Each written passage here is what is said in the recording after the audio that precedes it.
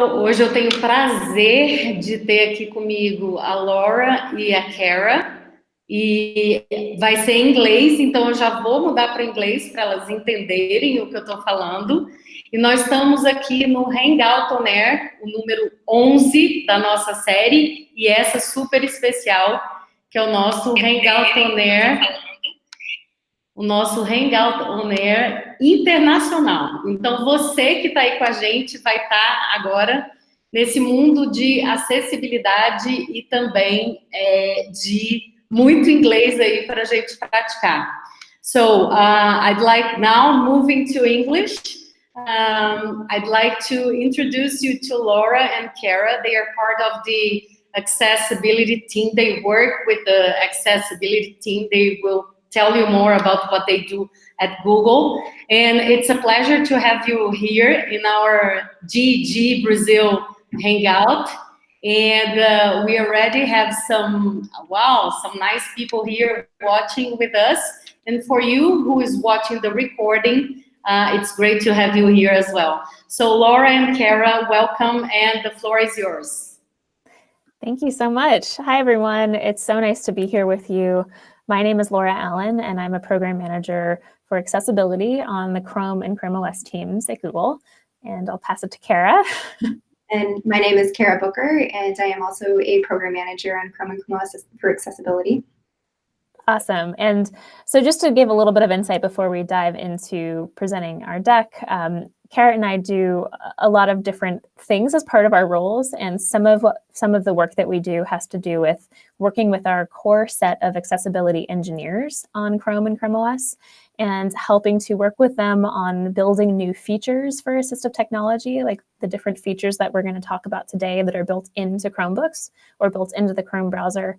And then we also work really hard on helping to work across the more general designers and product managers and engineers who work on Chrome and Chrome OS, just to help them to better integrate accessibility into the work that they're doing and into the broader interface. So we're really excited to be here today, and I'm going to go ahead and share my screen.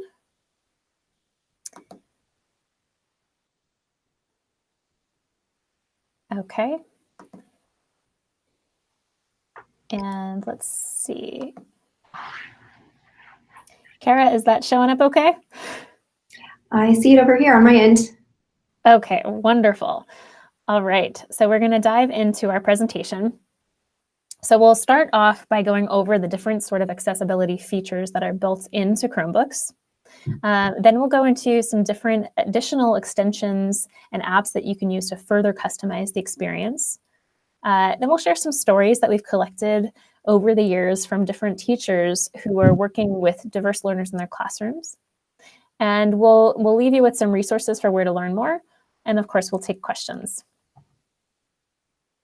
All right, so to begin, just wanted to give a little bit of a background, just in case anyone is new to Chromebooks or has never used a Chromebook before in their classrooms.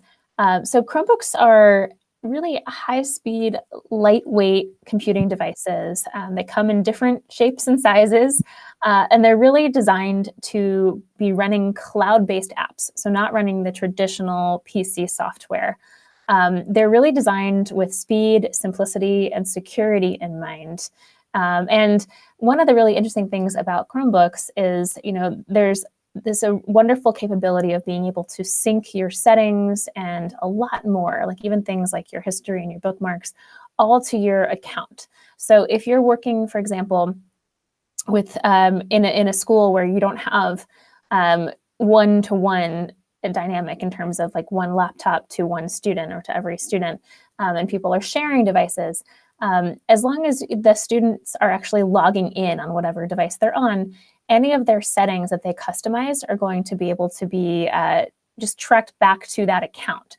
So if a student kind of goes ahead and logs in and has their settings all configured for whatever they may need, any sort of magnification or any feature that we go through, once they log out, even if they go to a different machine and log in using their user account, they'll have all of those same accessibility features and any other settings synced so that they don't have to continuously be reconfiguring that experience. It's just there for them, and then they can just hit the ground running, navigating and using the device.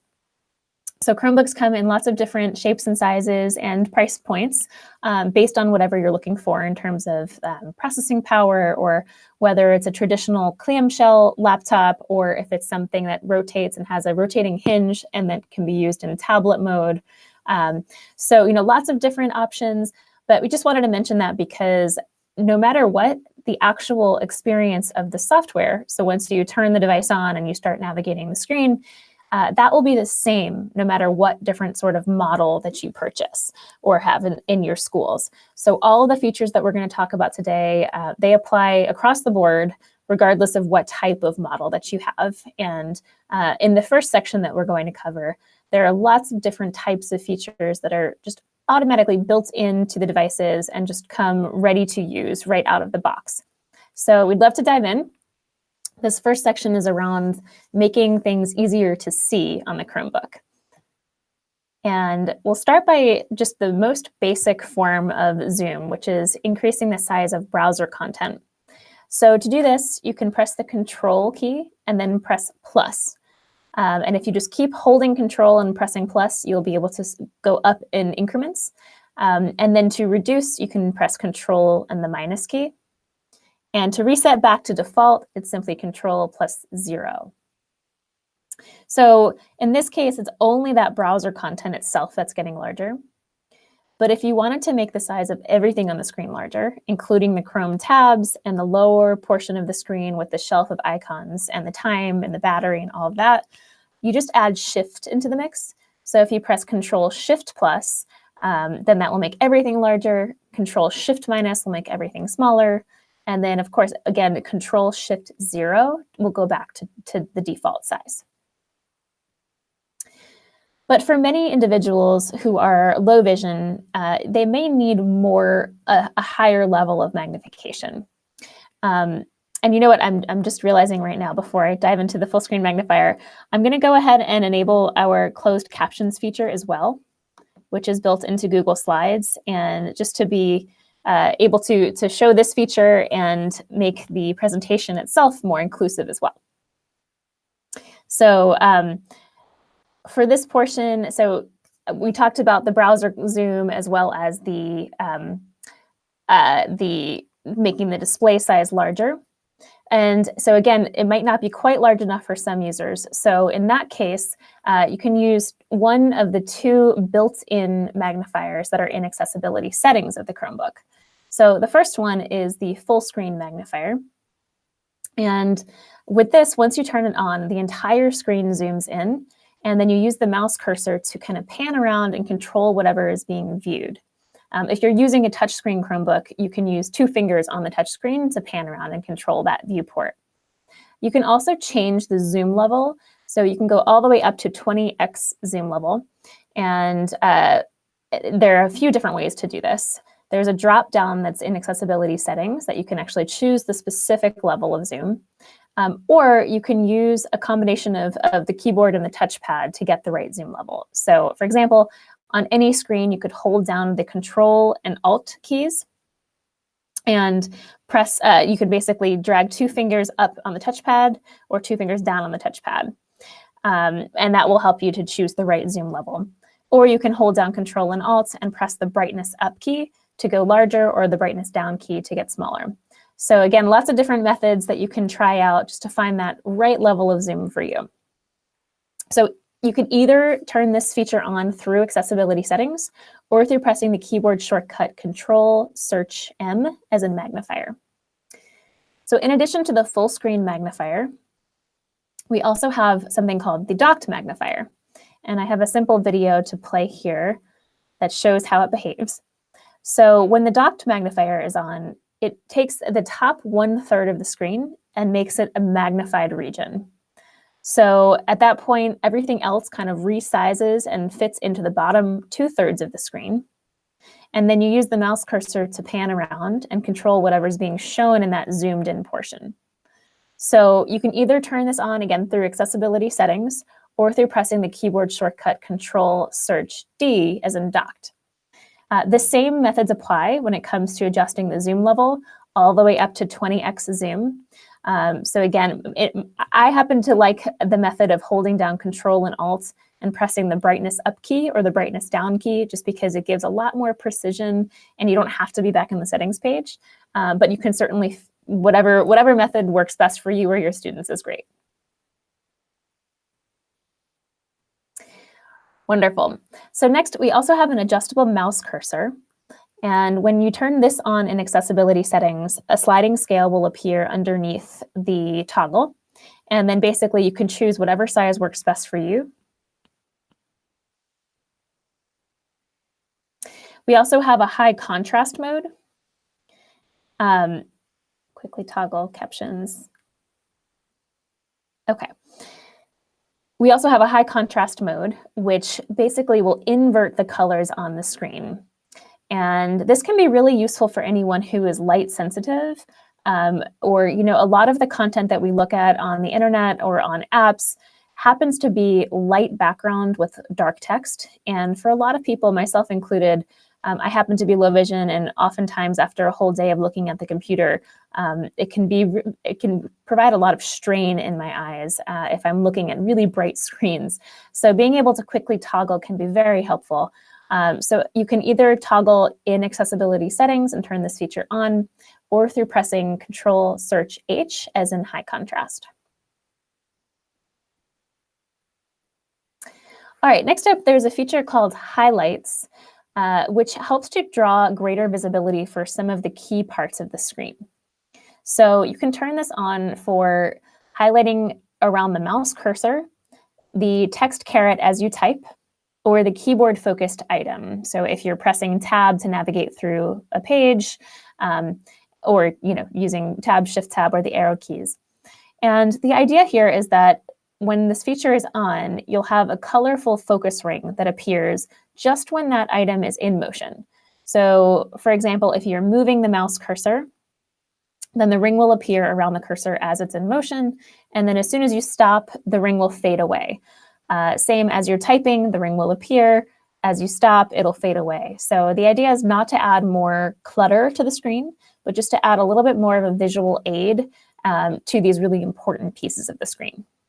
So we're hearing this being used certainly by individuals who are low vision, but also just we're hearing some teachers are using this feature with students with focus challenges and processing challenges, again, just to help them to focus on the key pieces and just stay focused on the mouse cursor, stay focused on what they're typing, etc.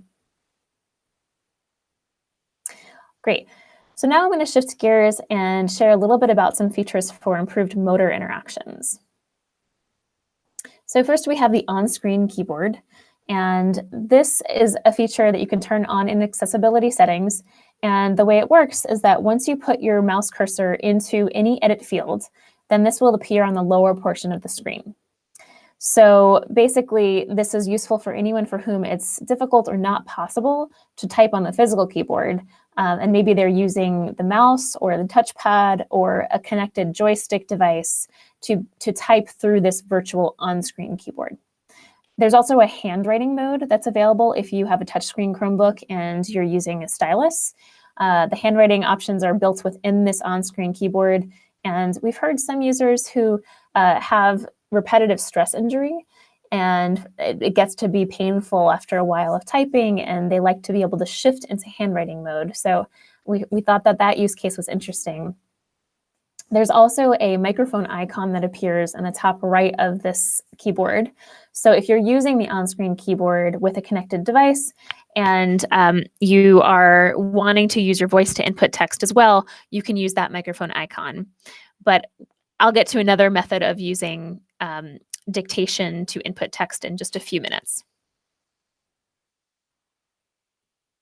There are also a lot of things that you can do to adjust the physical keyboard and touchpad to make them more accessible to you. So on the touchpad side of things, we have a feature called Tap to Click, which this feature is very, very simple in that all it does is reduces the amount of pressure that you have to put on the touchpad to click an item. So once it's on, you can just very lightly tap the touchpad to click an item. Tap dragging goes hand in hand with tap to click. And it will basically mean, let's say you wanted to rearrange your Chrome tabs, or if you wanted to rearrange the icons on the lower shelf of the Chromebook. Basically, all that this would take now is lightly double tapping that item and then dragging your finger. So instead of having to kind of forcibly push down and drag. We also have a feature called automatic clicks, which takes it one step further and means that you don't actually have to put any sort of pressure on the touchpad. So with automatic clicks on, essentially, you just can hover over the given item and then the computer will click for you. So you can choose the different threshold of time. So if you want it to be very quick, or if you want it to be multiple seconds of hovering and then having it click, and a little circle will appear and it'll let you know that it's about to click, and then, you know, it'll just click for you. And I will say there are some very big improvements coming to this feature as of the next Chrome milestone. So they'll be reaching all of the devices by hopefully the end of the summer. And this adds a lot of new functionality, including the ability to right click or double click or click and drag, and a lot more is coming. So I just wanted to mention that as something. Stay tuned. It will definitely be around for the next school year for you to give a try. On the physical keyboard side of things, we have a feature called sticky keys, which is useful for anyone for whom it's difficult to hold down multiple keys at once. So for example, if you wanted to do a keyboard shortcut, or if you were trying to even do something like capitalize a letter as you're typing, you would typically have to hold down Shift and then press the letter. But for someone who's typing with one hand, or for someone who it's just challenging to press those keys at the same time, you can use sticky keys, which will let you just you'll press the Shift key, lift, and then press the next key. So it'll kind of keep that Shift key or any other function keys sticky until you press the next key. You can also adjust the keyboard repeat rate or adjust the delay before repeating. So if you're working with anyone who's kind of typing and holding fingers down just a little bit too long and it's typing the same letter multiple times, you can definitely adjust that. So I mentioned before that we have a feature that's in the on-screen keyboard for dictation. But we also have a standalone feature for dictation into any text field that you can use separately from using the on-screen keyboard. So this is available through accessibility settings, and when it's on, this icon will appear in the lower right hand of the device, right where near your battery and time are located. So this icon appears, and then anytime that you put your mouse cursor into an edit field, you can either just click or tap on that icon and then start speaking, or you can press the keyboard shortcut Search plus D as in dictate, and then you can start speaking. So you'll hear a little bit of a sound effect to let you know it's listening, and go from there. And we also have a feature that helps to make content easier to hear, which is mono audio. And this is useful for anyone who perhaps has limited hearing in one ear over another. And the way that it works is it just basically takes the audio and plays the same audio through both earbuds or speakers, so that you're not missing anything if it's being played in stereo sound. Great, so now I will pass it over to Kara to talk a bit about spoken feedback. Great. So there are really two different kinds of spoken feedback that are available on Chromebooks. The first one is called Chromebox screen reader, and then the second is called Select to Speak. So Chromebox is a full system screen reader, which is intended for, is really intended for those with more of a significant vision loss. And you can turn on Chromebox by pressing Control Alt and Z, Z as in zebra, and then press the same keyboard shortcut if you'd like to disable it. So even the very first time that you're trying to set up your Chromebook, anytime during that process, you can turn on Chromebox by pressing Control Alt Z. And then to navigate item by item on the screen, you would simply press Search modifier key plus right and left arrows, and then you can silence speech at any time by pressing Control. So we launched Chromebox back in 2011, and we've really come a long way with it. So we wanted to share some of the improvements that we've made along the way. We collected a lot of user feedback and made significant improvements to the screen reader. So in 2017, we released a brand new version that has been completely rewritten. And a few things to comment on: the new version is a lot faster, it's more efficient, and provides a more consistent experience overall.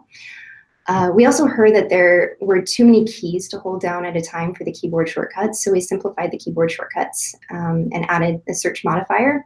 So again, like I had mentioned earlier, basic navigation, line by line, item by item, you would only need to press search plus the right key arrow now.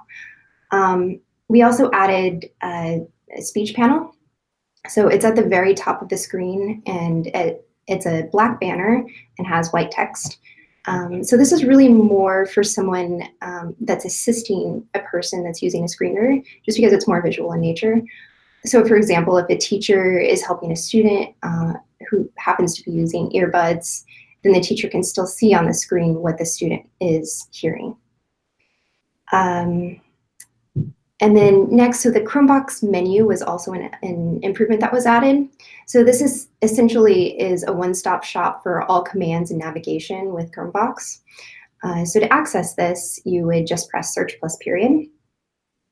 And it's really helpful for someone that may be switching from a different screen reader or altogether is using a screen reader for the first time. So when you first access it, it defaults into the jump command list, which helps you figure out how to navigate around. And then there's also a speech menu, so you can customize speech settings and a number of helpful items in general to learn how to use Chromebox. There's also a new set of navigational sounds, and you can access things like changing the rate and pitch of spoken feedback. So Chromebooks and Chromebox are also compatible with Braille displays. So all you have to do is plug in the USB Braille display, and it should automatically start working. And we just recently launched a Bluetooth Braille display, so you can connect via Bluetooth as well without having to worry about cords and cables.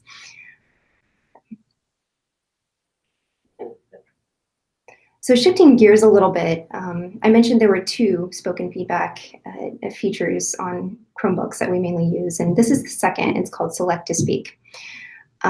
This is widely applicable for anyone who has low vision or processing challenges, and we've learned that it's also been very useful for those who are second language users and second language learners. And it's basically an on-demand text-to-speech. So there's a few different ways that you can access this. First, you can click or tap the Select to Speak icon, and that appears at the lower right-hand corner of your screen. And then you can use your touchpad to click an item or drag a box around the content. And then from there, the content is read aloud.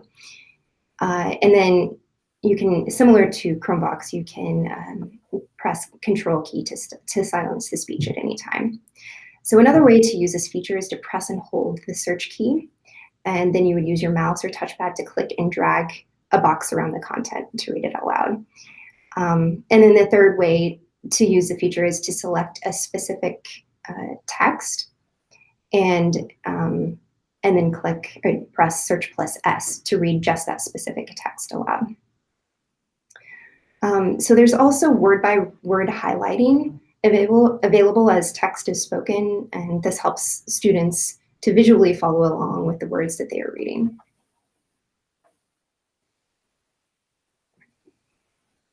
So moving on to text-to-speech voices from Acapella, about a year ago we announced that we can use Acapella by default.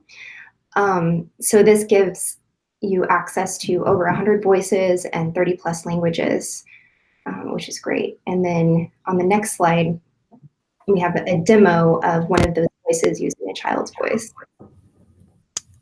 All right, I'll go ahead and play the video, and hopefully the sound is audible. So just selecting the text. The itsy bitsy spider climbed up the water spout. Down came the rain and washed the spider out. Out came the sun and dried up all the rain. The itsy bitsy spider climbed up the spout again. Awesome. Yeah, so these are available for purchase and through the Chrome Web Store, and again, that's through Acapella's service. Okay, moving to the next slide. So over the years, we've worked with a number of teachers and educators to collect a list of some of the top used extensions that they're leveraging to further customize their students' experiences on Chrome and Chromebooks. So if you have other extensions in mind and that you're having great success with, we're always open to hearing what those are. But moving on to what we've gathered so far. So for reducing clutter and distractions, Stayed Focus, this is a really helpful extension that lets you set time limits for sites that you're on. So this can be a really big help for students with ADHD. And then the Magic Scroll web reader, that helps to remove some of the clutter and distraction from busy sites so you can really focus on the core content. Then AdBlock Plus removes ads, and then again, that's just to reduce some of the clutter and distraction. For increasing visibility and reducing eye strain, Beeline Reader is a really interesting one. It's most beneficial for anyone who has dyslexia. So it helps to color code blocks of text. So for example, if you have a block of text, it'll make the end of the first line the same color as the beginning of the next line. So red will lead into red, then blue will lead into blue, etc. And this helps to be able to tell where your eyes are going on the page. And Beeline also supports a dyslexic-friendly font. Google Color Enhancer is helpful for anyone who is colorblind. So it lets you choose what type of color blindness you have and then filters the colors on the page to be more visible to you. And then Magix is great for taking a piece of physical paper and then viewing it with magnification, high contrast or color inversion, and it works with the built-in Chromebook camera or an attached document reader. Improving content interaction. We hear a lot of great things about read and write. So this extension offers great text-to-speech with word-by-word highlighting, a picture dictionary, voice notes, and more. Co-Writer has excellent word prediction and great support for grammar and spelling. And then last here, Dualist. This is interesting as well in that it helps students to organize their screen a little bit better. So let's say you have instructions in one window and the actual assignment in another. This extension lets you choose screen configuration with just one click. So for example, if you want to make the instructions take up 1/3 of the screen, then you can adjust that, and the actual assignment would take up the remaining 2/3 of the screen, and then just with one click, you can set it back to the default.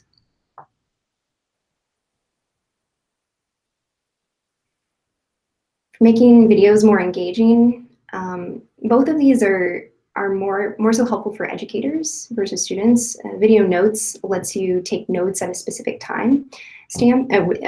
at specific timestamps on videos.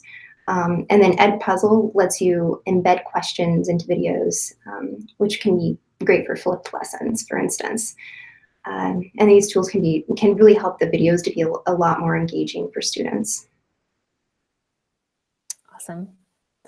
We also wanted to mention that over the last year or so, we've been partnering with Crick Software, which is a company based in the UK, and they really specialize in educational apps. And we were able to work with them to launch the Clicker Communicator Augmentative and Alternative Communication app, which is specifically helpful for any students who have communication challenges or who are nonverbal. So this is an app available through the Chrome Web Store, which lets you basically select different words or phrases or form full sentences, and then have the Chromebook read those aloud and serve as a speaking device. So I know that they have launched in English, and they're working on additional languages as well. They've had a lot of work done to actually integrate with Google Drive, and Cricksoft works really, really hard on building out excellent vocabulary sets for different sorts of subjects, and they're also highly customizable.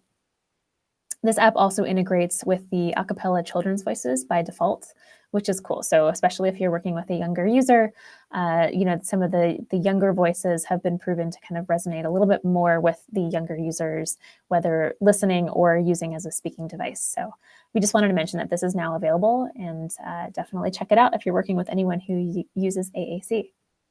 All right, so in this next section, we wanted to share a few stories and anecdotes that we've heard from special educators over the years, just about how they're using the G Suite set of apps, things like Google Docs and Google Forms, in interesting ways with their students with diverse learning needs. So to begin, we heard from one teacher that she, in the beginning of every year, likes to do an exercise with her students about Google Drive and makes it as the Google, basically as the digital backpack. So thinking about the idea of students' backpacks being really messy and hard to find your homework and losing things, she wanted to make sure that that did not happen with Google Drive. So she goes through this lesson of basically talking about organization and color coding and naming conventions and creating folders so that the students are set up for success from the beginning of the year and can really easily find whatever they're looking for moving forward. Yeah, and we've also heard a lot of great anecdotes about Google Docs as well. So for instance, voice typing can be used for students who have a little bit of trouble getting started with writing assignments and find it a little bit easier to start talking. So they can just use the dictation and voice typing in Docs and get their starts flowing, and then adjust and rewrite from there. And then a second anecdote that we thought was very interesting is a teacher had a student that was on the autism spectrum, and they needed their questions answered right away. And so it made it a little bit uncomfortable in class and caused some disruptions. So one of the options that they had considered was moving him to a different class because he was interrupting the rest of the class. So rather than doing this, they had an aide sit in the back of the room, and they pulled up a Google Doc, and the student was able to sit exactly where he had normally sat. The aide was discreetly in the back of the room, and they were having a back and forth conversation about some of the questions that he was having trouble with, and the aide would answer them in a discreet manner. So just a couple of really cool examples of how you can use Google Docs. Awesome. So yeah, we've heard some interesting stories about how teachers are using slides as well. So the most traditional use of slides is, using them for something like this with a presentation. But we're hearing some teachers using slides in methods of, different assignments or even quizzes. We heard about one teacher using slides for her assignments to help to kind of break down different parts of the broader assignment into smaller chunks. So for some of her students who she would say, it's overwhelming to get the assignment of write an essay about a certain topic. They don't really, know where to start. They get overwhelmed. So she would take slides, and in the edit mode of slides, as you're kind of drafting and changing the layout and whatnot, she would basically write in the heading of the slide, so where it says slides here, she would write the prompt. So she would say, okay, intro, write 2 sentences about this. And then in the body of the slide, where the remainder of the text is here, the student would have the instruction to kind of add their thoughts. And then the teacher could also add any sort of additional notes or comments or resources in the speaker notes section. And then in the following slide, same thing. There would be a prompt at the top saying, okay, now write 3 sentences about this. And then the student would write it in. So it really just helped to break down the broader, larger assignment into smaller, sizable chunks. And then at the end, it became an exercise of pulling it all together. So going back through what the student had written and then editing to make it seem more cohesive. So I thought that was just a really interesting use of slides. Also, forms is typically used for things like surveys or quizzes. But we're actually also hearing a lot of schools starting to use forms to collect feedback about students and how they're progressing. So for example, if there's something that is being tracked in a student's IEP or anything that the student services team is trying to track to make sure that the student is progressing, we're hearing some educators using forums to take note of that different feedback. So perhaps they'd create a forum for each student who they wanted to be able to track, and they'd be able to send the form to all of those students' teachers and collect feedback in the beginning of the year, the middle of the year, and the end of the year in just a very uniform way, the same questions sent out to the same people, just to be able to get that information collected, time-stamped, and then be able to even share that with that student's parents or guardians, just to see how the student is progressing and where they might need more assistance. So we just thought that was another interesting way of using Google Forms that we hadn't really thought about. All right, so in this last section, we just wanted to share some resources for where to learn more. So we have a general Google accessibility site, which is available at google.com/accessibility. And this is kind of our central portal of all different types of resources about the different accessibility products at Google. We also have a collection of Help Center articles across all the different products, so including Chromebooks, also things like Android and G Suite and YouTube and any other Google product, which can be found at g.co/help/accessibility. So lots of different content there. We also have a specific Chromebook Help Center, which has the same accessibility articles and much more, just for anything regarding Chromebooks, which you can just do a Google search for, or it's just available at support.google.com/Chromebook. There's also a YouTube series that we've made about some of these accessibility features. And there is a link on screen, but honestly, if you just do a Google search for Chrome and Chrome OS Accessibility YouTube series, that will bring you to one of the first results, and that will be the playlist.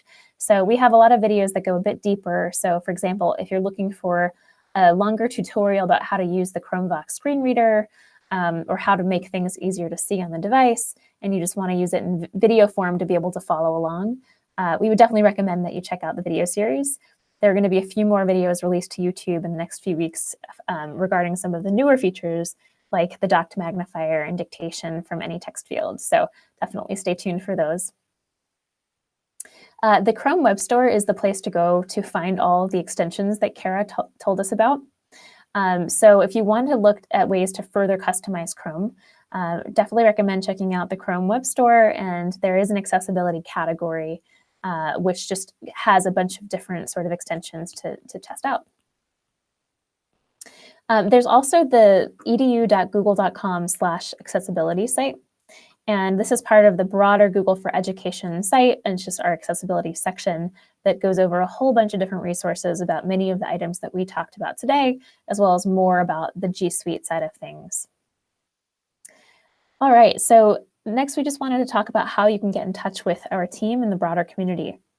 So we have two different community groups, they're Google groups. And to get to these, you can basically go to groups.google.com and just do a quick search for either Chromebook-accessibility at googlegroups.com or chromevox-discuss at googlegroups.com. The first one is more general, any sort of questions about Chromebook accessibility, and the second one is more specific to the screen reader. But these Google groups have members of the community as well as members from our team, so it's more of a community-based discussion.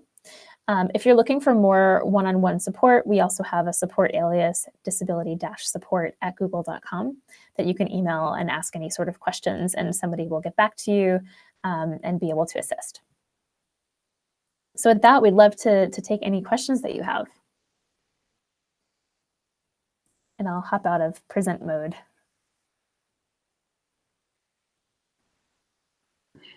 Fantastic, Paul, Laura, and Kara. The guys in the chat were crazy about all the resources and features that you presented. All of them are saying, oh my God, I didn't know about that. Oh my God, something new here. They were all kind of commenting here in the chat area. They didn't stop. And if you have any questions, guys, you can ask Laura and Kara in the chat box there in the comment area, and I'll ask them here. And we have they're asking if this presentation will be available. I think we should be able to do that. If there's a list of contact information that we can send the presentation to, we should be able to make them available. Okay, great.